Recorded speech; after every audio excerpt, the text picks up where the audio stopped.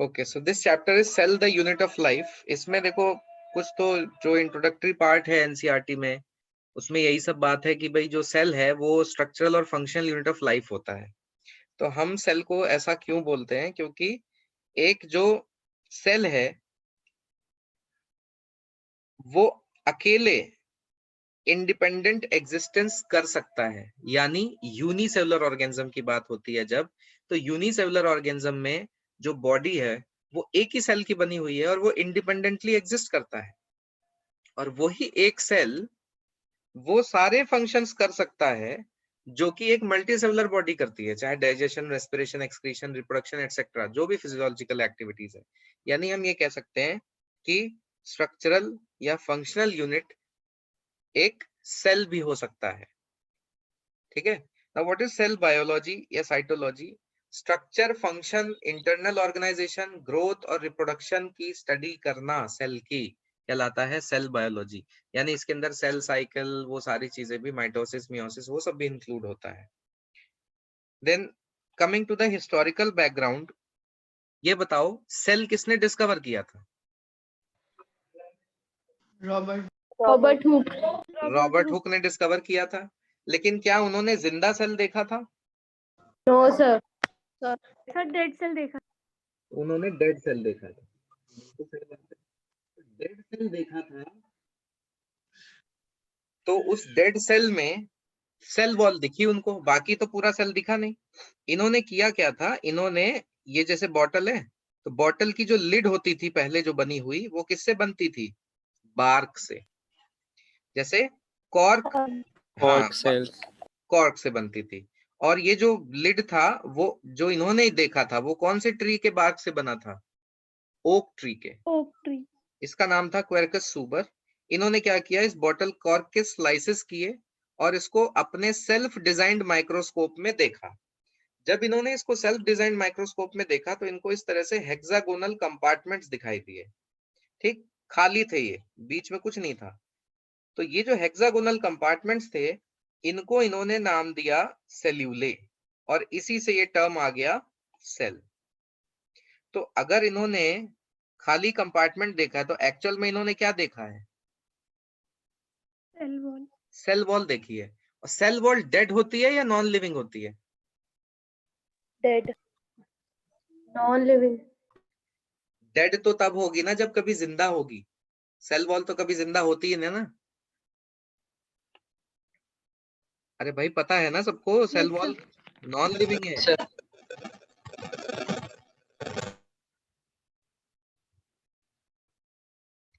ठीक है।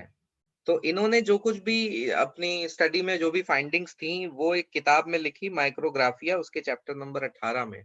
एक्चुअली पहले जब स्टेट पीएमटीज होते थे, बहुत पहले की बात है, तब कुछ कभी कभी इस तरीके के भी क्वेश्चन पूछ लिए जाते थे कि रॉबर्ट हुक ने जो है कौन सी बुक में लिखा हुआ है अपनी फाइंडिंग्स को सेल के बारे में। तो ये तो रॉबर्ट हुक हो गए। रॉबर्ट ब्राउन ने क्या किया था? न्यूक्लियस। न्यूक्लियस डिस्कवर किया था। कौन से प्लांट में? सर ऑर्किड में। ऑर्किड प्लांट की रूट की सेल में किया था। ठीक है। अच्छा, इन्होंने, रॉबर्ट हुक ने तो डेड सेल देखा, तो लिविंग सेल किसने देखा? Anton von Leeuwenhoek. Anton von Leeuwenhoek ने देखा। और तुम में से किसी ने हैमरलिंग के बारे में पढ़ा है? Yes sir. क्या किया था उन्होंने? Sir role of nucleus in heredity. हाँ, उन्होंने रोल ऑफ न्यूक्लियस स्टडी किया था। तो एंटन वॉन लीवेनहॉक है, इन्होंने फर्स्ट टाइम जो है लिविंग सेल देखा था, और इसको इन्होंने छोटा एनिमल कहा था। Small animal is animal Kiul. याद है, कैनाल में छोटे छोटे ब्रांचेस थे तो उनको क्या नाम दिया था? टिश्यू में कैनालिक्यूली। कैनालिकुली। छोटी लीफ को क्या बोलते हैं? लीफलेट, है ना?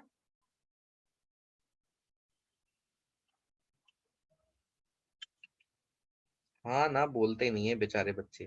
Yes sir. Yes sir. हाँ, ठीक है। तो रॉबर्ट ब्राउन के ही नाम पे ये मूवमेंट भी है, Brownian movement, zigzag movement. Hammerling ने न्यूक्लियस का रोल स्टडी किया था हेरिडिटी में, और जो इन्होंने यूज किया था वो एक एल्गा था। इस एल्गा का नाम था एसिटाबुलेरिया। and it was the single celled largest alga. मतलब पूरा जो alga था उसके बॉडी में कितने सेल थे? सिर्फ एक सेल, और वो सेल भी कितनी बड़ी थी? 10 सेंटीमीटर। सेल तो हम कहते हैं ना माइक्रोस्कोपिक है,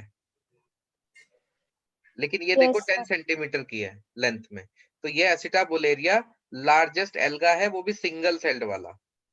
देन हक्सले ने प्रोटोप्लाज्म के बारे में एक फ्रेज दिया था कि protoplasm is the physical basis of life, यानी सेल में जो कुछ भी होता है वो किस वजह से होता है? प्रोटोप्लाज्म की वजह से होता है। Then coming to these scientist Schleiden and Schwann, इन्होंने क्या किया था? Cell theory. Cell theory. Yes, इन्होंने दी थी सेल थियरी। तो इसमें से बॉटनिस्ट कौन था और जूलॉजिस्ट कौन था, ये बताओ। Swan zoologist or children botanist था. Sladen was botanist, German botanist, and Schwann was British zoologist. तो देखो स्लेडन ने क्या किया, इन्होंने सिर्फ प्लांट सेल स्टडी किया। तो जब प्लांट सेल स्टडी करेंगे तो आउटर मोस्ट लेयर कौन सी मिलेगी? Cell wall. Cell wall. अच्छा, श्वान ने क्या किया, इन्होंने प्लांट सेल भी स्टडी किया, एनिमल सेल भी स्टडी किया। तो जब इन्होंने एनिमल सेल स्टडी किया तो सबसे पहली लेयर क्या मिलेगी बाहर की तरफ? Membrane. मेम्ब्रेन मिलेगी। और जब इन्होंने प्लांट सेल देखा तब क्या मिला? Cell wall. Cell wall.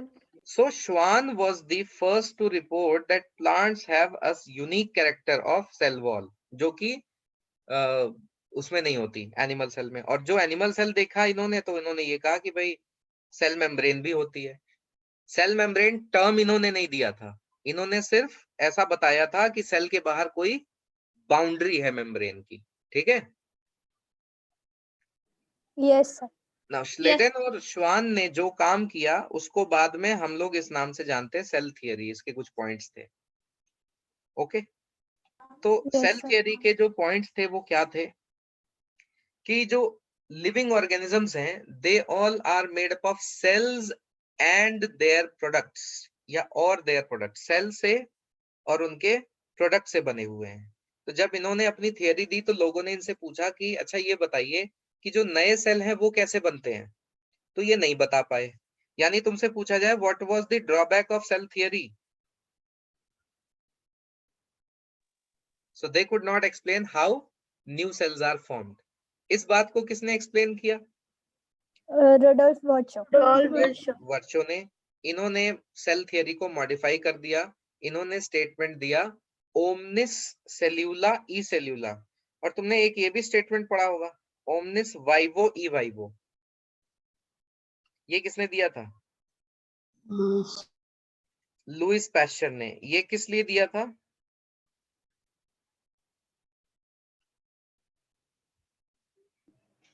To disapprove Life arises from pre-existence life. To disapprove theory of spontaneous generation. हम लोग एवोल्यूशन जब Gross पढ़ते हैं, experiment. हाँ हाँ हाँ,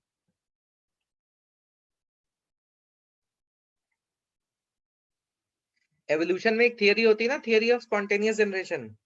Yes, sir. Swan neck experiment था. स्वान ने एक एक्सपेरिमेंट किया था लुइस पैस्चर ने, और इस थियरी को डिसअप्रूव कर दिया था। तब उन्होंने कहा था all cells arise from pre existing cells. तो उसी तरह रुडोल्फ वर्चो का कहना था ओमनी सेलुला ई सेलुला, मतलब ऑल, ओ सॉरी यहाँ पर सेल्स नहीं होगा, यहाँ क्या होगा? वाइवो मतलब Bacteria. Life. लाइफ होता है।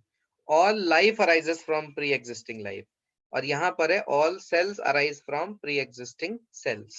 तो अब श्लेडेन एंड श्वान के पॉइंट को और रुडोल्फ वर्चो के पॉइंट को मिला देते हैं, तब जो थियरी है वो कहलाती है मॉडर्न सेल थियरी या सेल लीनिएज थियरी। क्योंकि इसमें ये बताया जा रहा है ना कि सेल की लीनिएज कहाँ से आई है, सेल कहाँ से आ रहे हैं। तो एक पॉइंट तो श्लेडेन श्वान वाला हो गया, दूसरा किसका हो गया? रुडोल्फ वर्चो का। ठीक है। Yes. तो एनसीईआरटी में Yes, से लिखा sir. हुआ है ना कि the cell theory as we know today has following points. तो वो ये है।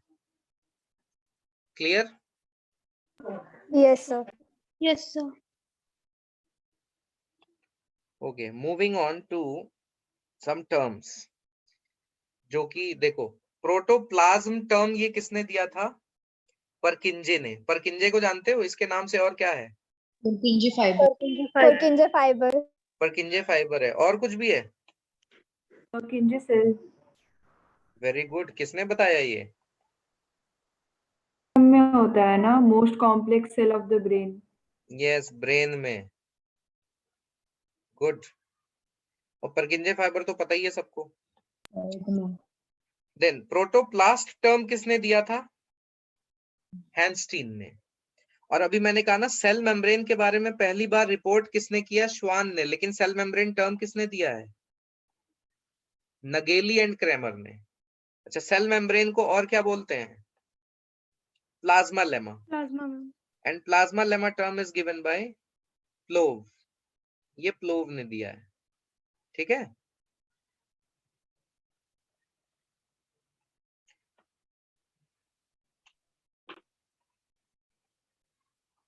क्या होता है? Cytoplasm and cytosol.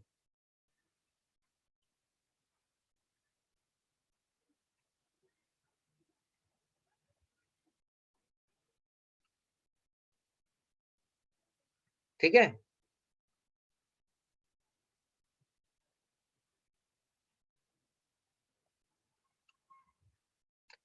साइटोप्लाज्म में cell organelles plus cytosol present होता है। बेटा तुम्हारा ऑडियो जो है नेटवर्क की वजह से सही नहीं आ रहा है। अगर कोई क्वेश्चन है तो उसको चैट बॉक्स में डाल दो। ठीक है, मैं आंसर कर दूंगा देख के।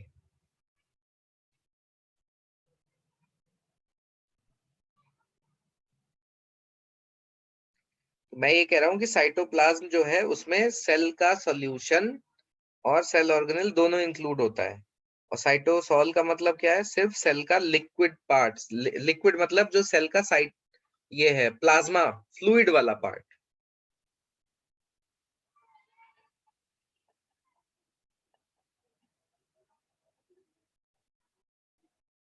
अरे भाई, प्लाज्मा मतलब फ्लूइड ही तो होता है। Yes, sir. Yes, sir. हाँ, चलो ठीक है। अब आते हैं कुछ। सर एक बार और रिपीट कर दो लास्ट पॉइंट, नेटवर्क इशू है यहाँ पे। मैंने ये कहा है लास्ट पॉइंट में कि जो साइटोसोल होता है ये सेल का सॉल्यूशन होता है या सेल का फ्लूइड पार्ट होता है जिसको हम प्लाज्मा भी बोलते हैं। और अगर इस फ्लूइड पार्ट के साथ में हम सेल ऑर्गेनेल्स को भी इंक्लूड कर लेंगे तो इसको साइटोप्लाज्म बोलेंगे। ठीक है। ओके।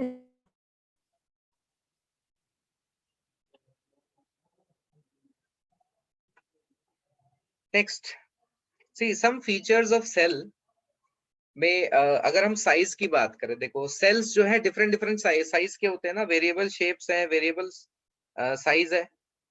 और ये जो वेरी करता है Yes, sir. तो ये किस आधार पे वेरी करता है? डिपेंड्स ऑन द फंक्शन और एक्टिविटी ऑफ सेल। याद है हमने टिश्यू पढ़ा तो हमने एपिथेलियल टिश्यू पढ़े ना, उसमें डिफरेंट डिफरेंट टाइप्स पढ़े। Squamous, Yes, sir.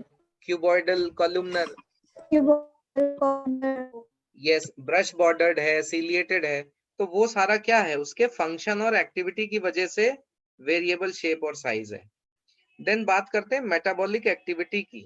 तो मेटाबॉलिक एक्टिविटी किसमें ज्यादा होती है? छोटे सेल में। बड़े सेल में मेटाबॉलिक एक्टिविटी डिक्रीज हो जाती है। ठीक है, metabolic activity is higher in small cells and lower in large cells. Then what is nucleocytoplasmic ratio? पता है किसी को? VN by VC. VN by VC। मतलब अगर न्यूक्लियस का साइटोप्लाज्म ज्यादा होगा तो उसे डिवाइड करेगा, वरना नहीं करेगा। अच्छा, अगर मैं कह रहा हूं जैसे ये है, ये लिखा है, अगर मैं कह रहा हूं किसी सेल का न्यूक्लियोसाइटोप्लाज्मिक रेशियो में, यानी न्यूक्लियोप्लाज्म और साइटोप्लाज्म का जब रेशियो देखेंगे और न्यूक्लियोप्लाज्म ज्यादा है, साइटोप्लाज्म कम है, तो ओवरऑल रेशियो ज्यादा रहेगा। ज्यादा हो जाएगा। Yes. अगर कोई ज्यादा। सेल छोटा है तो अभी सेल अभी अभी पैदा हुआ होगा ना, बहुत ज्यादा दिन तो हुए नहीं होंगे, तो उसमें बहुत ज्यादा ग्रोथ नहीं हुई होगी, साइटोप्लाज्म के अंदर सिंथेसिस नहीं हुआ होगा सब्सटेंसेस का, तो इसलिए साइटोप्लाज्म जो है वो कम होगा और न्यूक्लियोप्लाज्म ज्यादा होगा।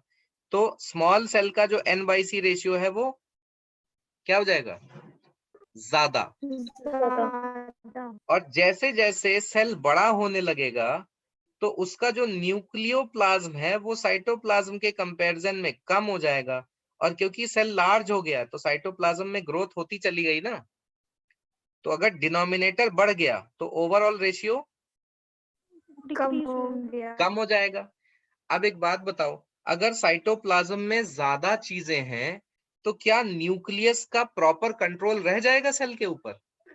नहीं। नहीं रह जाएगा, और इसलिए सेल को क्या करना पड़ेगा, डिवाइड। डिवाइड करना पड़ेगा। तो अगर तुमसे पूछा जाए कि सेल का जो डिवीजन है उसका सिग्निफिकेंस क्या है, क्यों डिवाइड करता है सेल, तो तुम ये कह सकते हो ना, to restore the,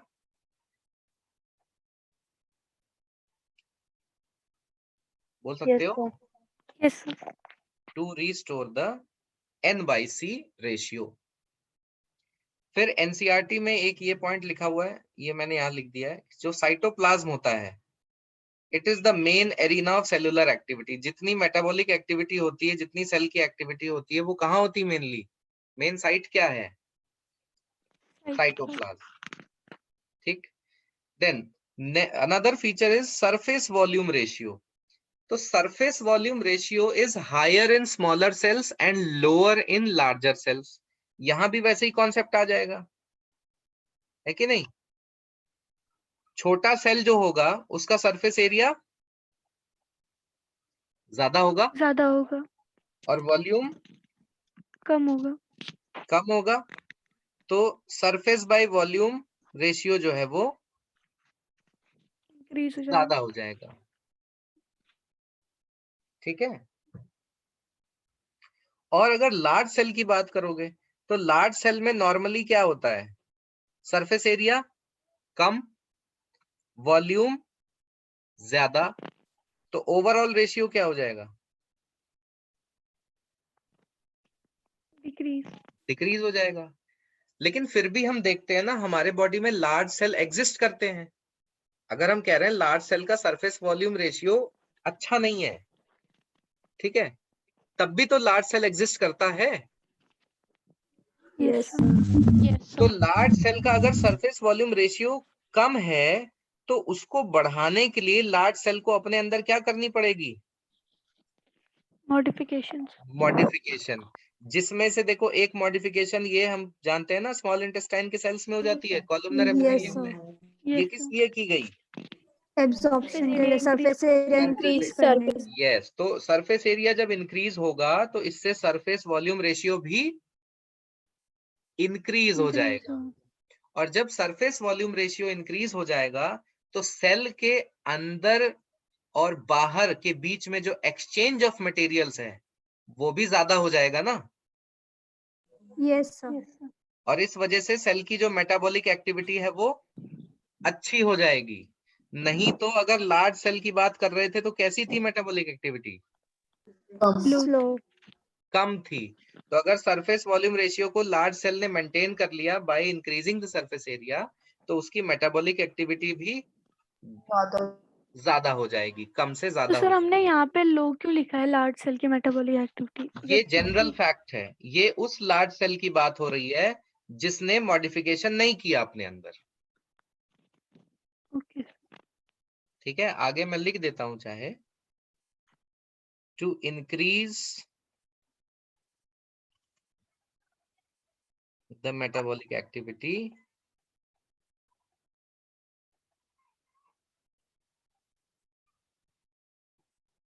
cell modifications should be present। ठीक है। Okay sir. Okay, then last point जो सेल का feature, that is inflow of material. अब ये वाला पॉइंट भी तो इन्हीं चीजों से रिलेटेड है। अब सोचो, अगर सिर्फ मैं कहूं स्मॉल सेल है, तो स्मॉल सेल में सरफेस एरिया मैंने क्या बताया, ज्यादा है। Yes. ज्यादा है अगर सरफेस एरिया, तो ज्यादा अच्छा इनफ्लो हो सकता है ना मटेरियल्स का। Yes, sir. Yes, sir. और अगर मैं कह रहा हूं लार्ज सेल का सरफेस एरिया कम है, तो वहां पर इनफ्लो ऑफ मटेरियल कम होगा। कम होगा। लेकिन अगर लार्ज सेल ने क्या कर लिया, Modification. मॉडिफिकेशन, तब अगेन उसका इनफ्लो ऑफ मटेरियल अच्छा हो जाएगा।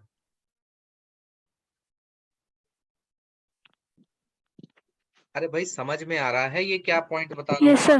Yes, sir. Yes, sir. हूं? Is the concept clear for these points? Yes, sir. Yes, sir. Okay, good. उसके बाद एनसीईआरटी में कुछ देखो, इनिशियल जो पेजेस दिए हुए हैं 2-3, उसमें कुछ लिखा हुआ है ना कि स्मॉलेस्ट सेल कौन सा होता है, कौन सा होता है smallest cell? PPLO. Mycoplasm. Mycoplasma या पीपीएलओ। तो पीपीएलओ का फुल फॉर्म क्या है? Plurinalia-like organism. Pneumonia-like like organism. organic yes, कितना साइज दिया है एनसीईआरटी ने? 3 micrometer in diameter. 0.3 माइक्रोमीटर दिया है बेटा। थियरी में माइकोप्लाज्मा का दिया हुआ है 0.3 माइक्रोमीटर, और डायग्राम में देखोगे, डायग्राम दिया है बेटा एक बाईं तरफ पे पेज Sir, पे, 0.1. हाँ उसमें 0.1 दिया है। तो हम एक रेंज ले लेते हैं, ठीक है, कि जो पीपीएलओ है उसकी रेंज क्या हो गई, 0.1 टू 0.3 माइक्रोमीटर, ठीक है ना।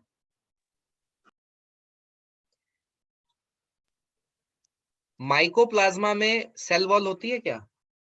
No, sir. No, sir. No, sir.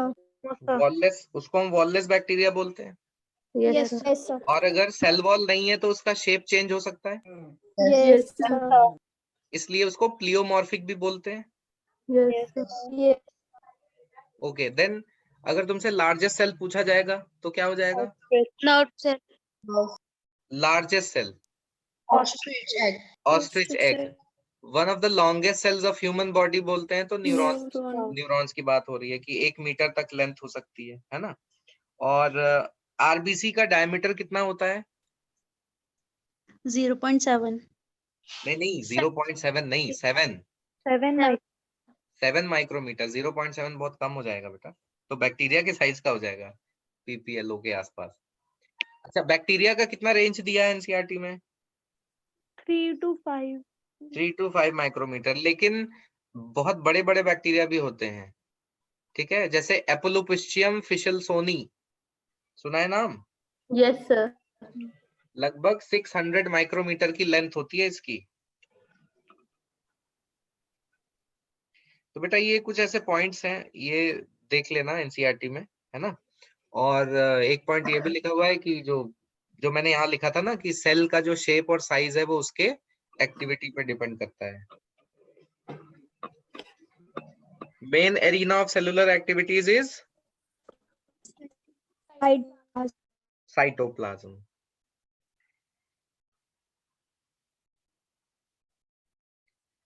Eukaryotic cell और उसकी ऑर्गेनाइजेशन में जब बात करोगे तो सबसे पहले आएगी बात सेल वॉल की, ठीक, सेल मेम्ब्रेन की, फिर आएंगे सेल ऑर्गेनेल्स, ठीक है। तो अगर इसका हम एक पहले क्लासिफिकेशन टाइप का एक चार्ट बना लें कि जो यूकैरियोटिक सेल है इसमें क्या क्या है।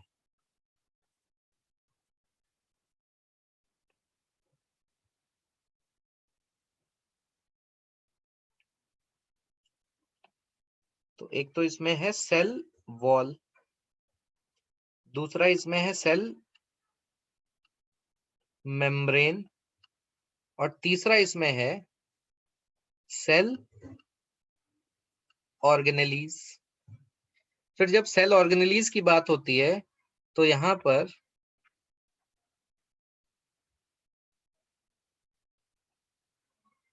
इनमें भी तो 3 तरीके की बातें होती हैं। कुछ ऐसे होते हैं जिनमें 2 मेम्ब्रेन होती हैं, कुछ ऐसे हैं जिनमें सिंगल मेम्ब्रेन होती है, और कुछ ऐसे होते हैं जिनमें की मेम्ब्रेन होती ही नहीं है। बोलो एग्जाम्पल बताओ, double membrane. Plastid and Mitochondria. Chloroplast and mitochondria. Golgi पर प्लास्टिड्स, माइटोकॉन्ड्रिया एंड न्यूक्लियस भी तो डबल मेम्ब्रेनस है। Yes. Yes sir. Single membranous में ER, Golgi body, lysosome, cytoskeleton. Vacuoles. बेटा साइटोस्केलेटन जो है वो मेम्ब्रेनलेस होता है। Yes sir, yes sir. Vacuoles, spherosomes, microbodies. Membraneless में कौन कौन होते हैं? राइबोसोम और साइटोस्केलेटन। साइटोस्केलेटन है ना, तो उसमें सेंट्रियोल ले लो या सेंट्रोसोम ले लो। साइटोस्केलेटन, और ये भी तो होता है nucleolus. Yes sir, RNA factory. Yes, cell organelle के अलावा यहाँ पर होते हैं नॉन लिविंग इंक्लूजन्स। इसके अंदर क्या क्या चीजें आती हैं? Crystals, resins, gums, etcetera. Cell membrane is similar as in prokaryotes। और सेल वॉल की बात करोगे तो सेल वॉल में अगर तुम फंजाई की बात करो तो इसमें क्या प्रेजेंट होता है? काइटिन। काइटिन। एल्गी की बात करोगे तो इसमें क्या होता है? सेल्यूलोज,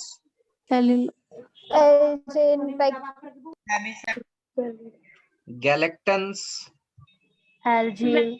मैनन्स, एल्जिन, कैरागिनन, वो सब प्रेजेंट है, लेकिन वो उसका साइटोप्लाज्मिक कंपोनेंट भी तो बनाता है। और साथ में देखो, मैं एनसीईआरटी की लाइन लिख रहा हूं, ये मिनरल्स लाइक कैल्शियम कार्बोनेट। और बाकी जब हम बात करते हैं प्लांट की, तो प्लांट में भी बहुत सारी चीजें, सेल्यूलोज है, हेमीसेल्यूलोज है, पेक्टिन है, Pectin. कैल्शियम है, मैग्नीशियम है, प्रोटीन्स हैं, ठीक है, जाइलेंस हैं, एराबिनन्स हैं, बहुत सारी चीजें इसमें प्रेजेंट है। इतनी बातें तो एनसीईआरटी में। कैल्शियम हाँ, कैल्शियम और मैग्नीशियम होता है ना पेक्टिन के साथ, calcium pectate, yes sir. Calcium pectate and magnesium pectate. क्या कह रहे हो? नहीं सो कुछ नहीं, हो गया। ठीक है, तो ये एक बेसिक जो कंपोनेंट्स हैं एक यूकेरियोटिक सेल में प्रेजेंट हो सकते हैं, वो ये हैं। Xylins क्या है? क्या चीज? ये Yes sir. ये सेक्रीशंस होते हैं ना बेटा। देखो, जैसे सेल के अंदर जो वेस्ट वगैरह बनता है जो उसके काम का नहीं है, उसको कहाँ स्टोर कर दिया जाता है? वैक्यूल में। वैक्यूल में। तो तुमने ये पढ़ा नहीं है बायोमॉलिक्यूल में? याद है कुछ? Secondary metabolite. Yes sir. Secondary metabolite बहुत सारे प्लांट ऐसे हैं जो यूज नहीं करते हैं, मतलब प्राइमरी मेटाबोलाइट बनाते समय ये सब्सटेंसेस भी बन जाते हैं, और फिर ये काम के तो होते नहीं है, तो इसको डस्टबिन की तरह से डाल दिया जाता है। किसमें? वैक्यूल में। ठीक है। Okay. और वहीं पे तुमने प्रोकैरियोटिक सेल में इंक्लूजन बॉडीज पढ़ा होगा, तो वो वहां पे Yes, sir. रिजर्व का काम करता है। पढ़ा है ना, पॉलीहाइड्रोक्सी ब्यूटारेट, वोल्यूटिन ग्रेन्यूल्स और गैस वेसिकल्स एंड ऑल, वो सारी चीजें। चलो तो आ जाते हैं हम प्लांट सेल वॉल पे। देखो भैया, सेल वॉल का सबसे पहले तो कुछ फीचर्स हैं, थिक होती है, स्ट्रांग होती है, नॉन लिविंग होती है, रिजिड होती है। लेकिन अगर सेल मेम्ब्रेन से कंपेयर करें तो यहाँ पर ये क्या है? परमिएबल। परमिएबल है। कोई बताएगा मुझे एपोप्लास्ट पाथवे और सिम्प्लास्ट पाथवे क्या होता है?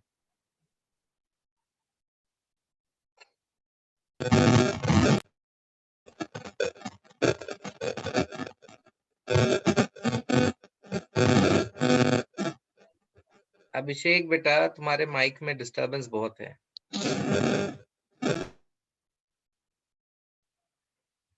चलो कोई नहीं, मैं बात करता हूँ इसके बारे में। ऐसा करके एक डायग्राम पढ़ते हो एनसीईआरटी में, ऐसा दिया हुआ है। सर एक होता है जो सेल वॉल के बाउंड्री बाहर से निकल जाता है और एक जो अंदर से होके जाता है। यस, जो वाटर साइटोप्लाज्म के बीच में से पास होता है, तो वो Symplastic. क्या होता है? हाँ, Symplastic. सिम्प्लास्ट। सिम्प्लास्ट। और वो जो सेल वॉल के बीच में से पास होता है, Apoplastic. एपोप्लास्ट। वो एपोप्लास्ट है। तो क्योंकि सेल वॉल परमिएबल है, आराम से पानी को पास होने देता है, तो movement of water through the non living parts of cell, that is cell wall, is known as apoplast pathway. It is found by cell wall. Cell wall also provides shape and support to the cell. Mechanical damage से बचाता है और cell को क्या देता है? Protection देता है। और सेल को दूसरे सेल से इंटरैक्ट करने में भी मदद करता है, क्योंकि बीच वाला पूरा हिस्सा कैसा है? परमिएबल है। कोई टिब्यूल वगैरह पास होना है, इस सेल से इस सेल तक पास होना है, तो किसके बीच में से जाएगा? सेल वॉल के। Yes sir. Yes sir.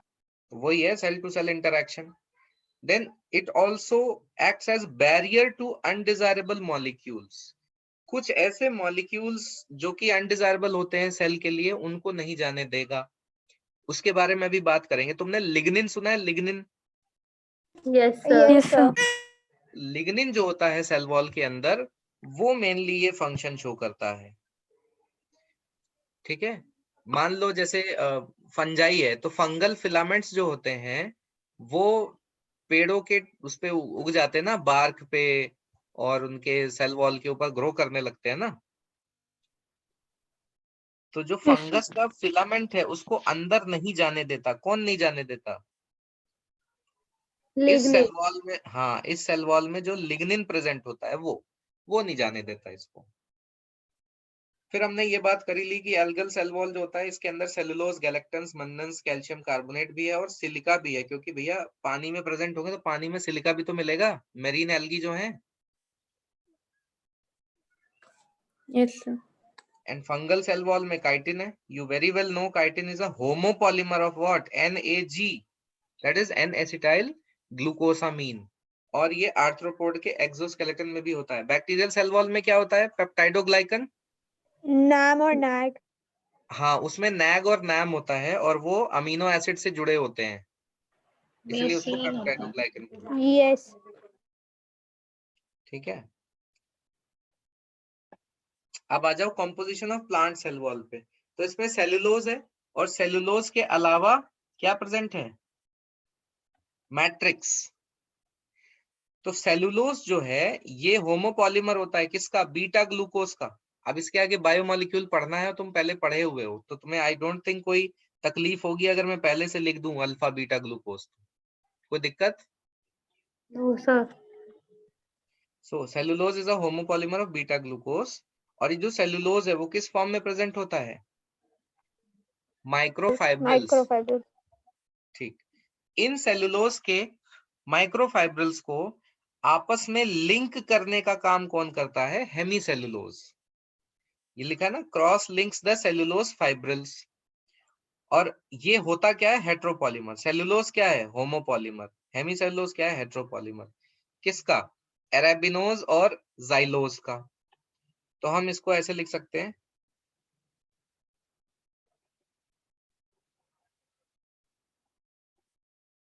एराबिनोजाइलन. ठीक है.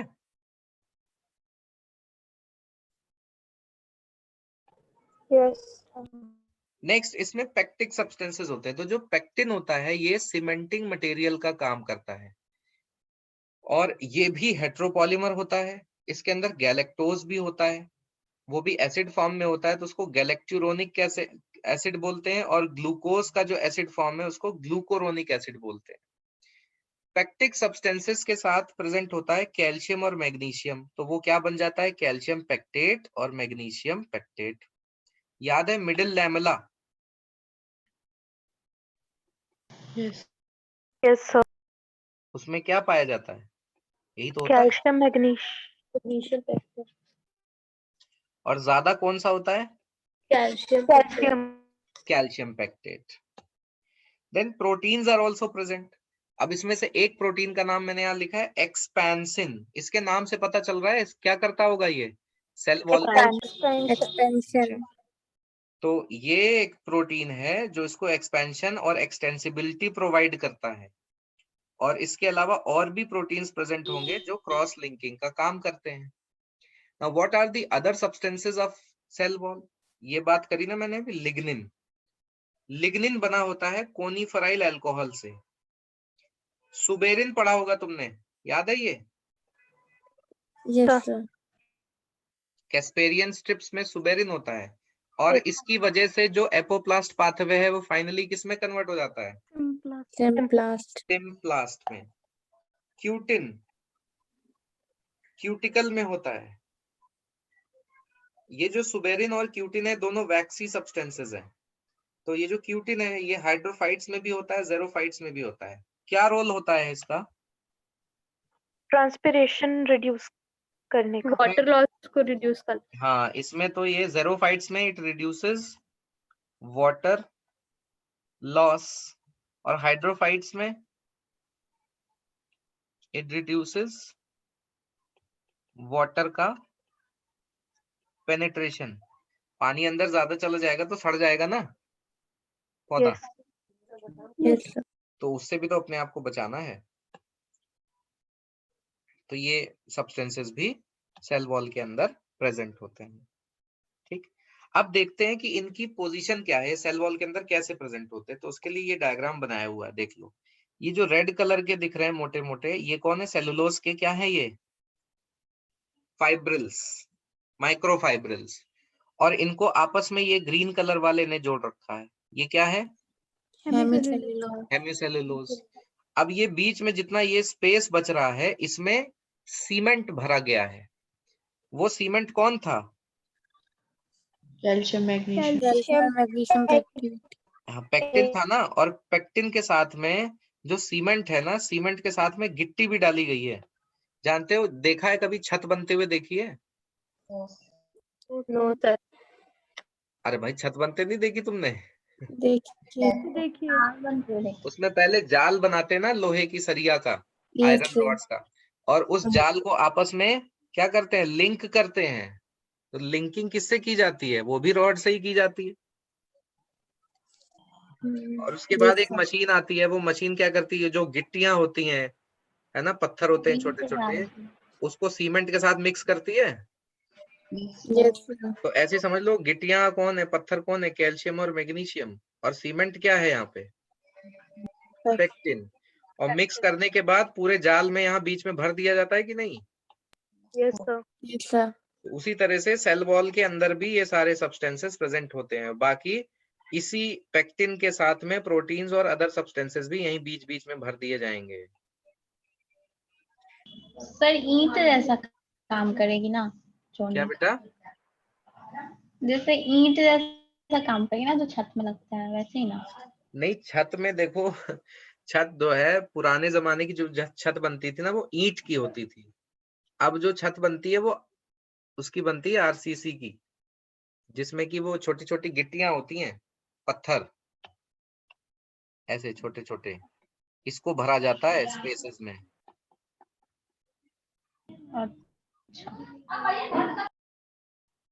ठीक है, यस।